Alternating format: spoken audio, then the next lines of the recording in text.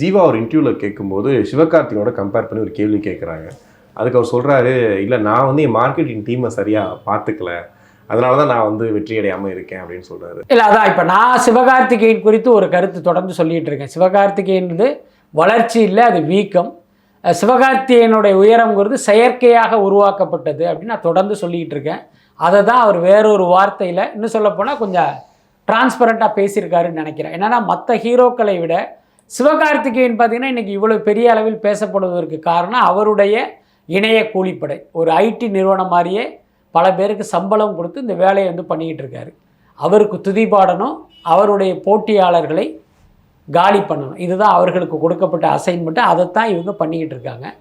இந்த உண்மை திரையுலகில் இருக்கிற வெகு சிலருக்கு தெரியும், ஜீவாவுக்கும் தெரிந்திருக்கிறது. அதுதான் அவருடைய வார்த்தையிலிருந்து வெளிப்பட்டதாக நான் பார்க்குறேன். என்னென்னா சிவகார்த்திகேயனுடைய திறமையான நடிகர்கள்லாம் அங்கே இருக்காங்க. தனுஷ் இருக்கார், சிம்பு இருக்கார். ஆனால் அவர்களை விட இவர் உயரத்தில் இருப்பது போன்ற ஒரு தோற்றம் ஏற்பட்டதற்கு இதுதான் காரணம். எல்லாத்துக்கும் மேலே சினிமாவில் பார்த்திங்கன்னா நாம் வெற்றி அடைவதற்கு என்ன வெறுமனே திறமை உழைப்பு மட்டும் பத்தாது, இந்த மார்க்கெட்டிங்கு தெரியணும். ஓகே, அதை தான் அவர் சொல்லியிருக்காருன்னு நினைக்கிறேன். ஓகே, 100 கோடி வசூல் சார். 100 கோடி வசூல் என்பது பார்த்திங்கன்னா நீங்கள் மேலோட்டமாக பார்க்கும்போது அடடா 100 கோடிங்கிற மாதிரி தோணும். ரொம்ப நுணுக்கமாக பார்த்தீங்கன்னா அது வந்து ஒரு குறைவான வசூல் தான். ஏன்னா பராசக்தி படத்திற்கு செய்யப்பட்ட செலவு, கொடுக்கப்பட்ட முக்கியத்துவம், அதுக்கப்புறம் அந்த படத்துக்கு செய்யப்பட்ட ப்ரொமோஷன்லாம் பார்க்கும்போது இது வந்து ரொம்ப குறைவான தொகை தான். ஏன்னா இந்த படத்துக்கு பிஃபோர் ரிலீஸ் கொடுத்த அந்த பில்டப் வச்சு பார்க்கும்போது இது ஒரு மிகப்பெரிய வெற்றி படமாக இருக்கும்னு தான் எதிர்பார்த்தோம். பட் அது நடக்கலை.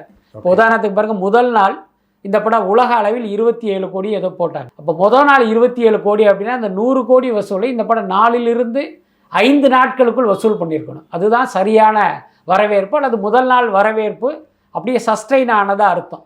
ஆனால் இந்த 100 கோடி வசூலை இந்த படம் அடைவதற்கு கிட்டத்தட்ட 9-10 நாள் ஆகிருக்கு. அப்போ இந்த படத்துக்கான வரவேற்புங்கிறது அப்படி படிப்படியாக குறைந்து இன்றைக்கி ஒன்றுமே இல்லைங்கிறத தான் அது காட்டுது.